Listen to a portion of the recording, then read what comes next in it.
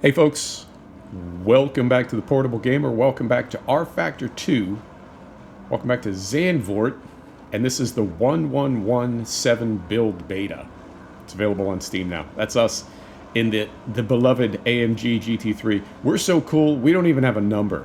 It's like people just know who we are. We don't have a number on our car. I love it. So, if you're not familiar with rFactor 2, this is arguably the only real racing sim available right now. I shit you not. iRacing, super good, but iRacing is based on what, like NASCAR Heat 4 or something? It's like a 15-year-old game.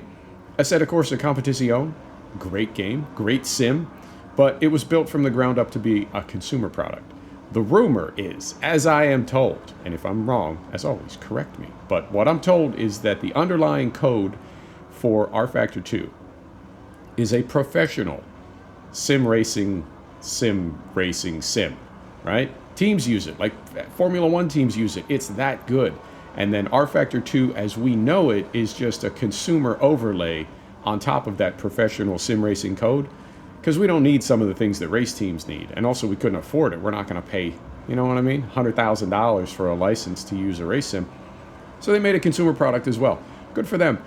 The physics, the tire modeling, the handling, everything, the AI, it is all as good as anything out there. And people that love this game, people that swear by it, will tell you that this game makes every other race sim feel like an arcade game.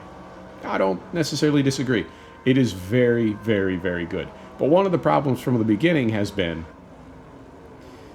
because it is a professional product, and rFactor 2 is sort of the consumer variant on that, it hasn't always been fully developed as a consumer product. It's almost like the consumer aspect of it is sort of an afterthought, right? The pro angle is what they're working, and then this that we use gets sort of lost in the sauce, you know? So they have committed to working on the UI. That's been a complaint for the longest time. So they've made some changes. Let's hop in here. We'll take a look. The first thing is picking cars now, selecting cars is, I mean, for me, it's a lot easier. You can see them, those question marks down at the bottom represent mod cars that don't have a thumbnail. But essentially now you can just move through your series, right?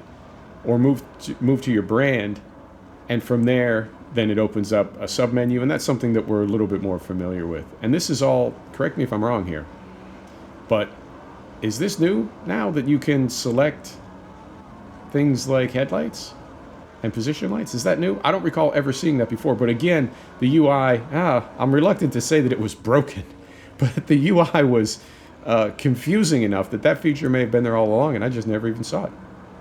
Pick tracks, do that right in here. They refer to this as an open source game. There's a lot of modding for it. I find the developer tracks to be significantly better, but you know, that's true of anything. You get into modding and you're sort of taking your chances. You know, who vets that stuff? Sometimes nobody. So the developer tracks are awesome. Some of the other tracks, you know, maybe not so good. But I really appreciate the things they've done with these menus. Now the other thing about this is setup. And you know, every sim developer, their setup is a little bit different. And now in here, this makes a lot more sense to me, even though it's different, right? Like every sim, the setup is handled differently. This makes a lot more sense to me now. It's a lot easier to use. It's a lot easier to figure out, you know, what you're doing and why. So really appreciate it. And this is still beta too, by the way. This is not done yet. They're going to continue improving it. And I appreciate that. I do. Now there's been some other stuff as we finish up here. Click out of that. There's been some other stuff that they've brought in as well, as far as like displaying tire temperatures and brake wear and things like that in the pits after you race. So yeah, it's really coming along. I mean, there's some little ticky-tack stuff.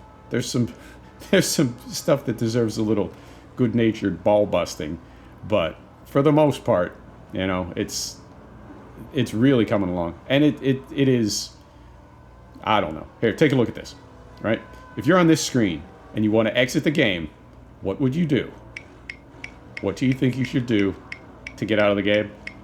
How about you click start? Yeah. click start to exit, and that takes you to this menu, and then from this menu, you can exit right there.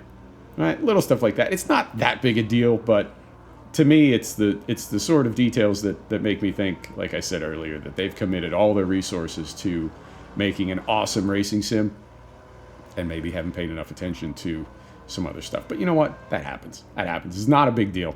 So, yep, this is the 1117 build beta. If you don't want to run the beta, you can just download the most recent stable version. But yeah, rFactor 2, by all means, check it out on Steam. It is awesome. That's all I got for you. Take care now.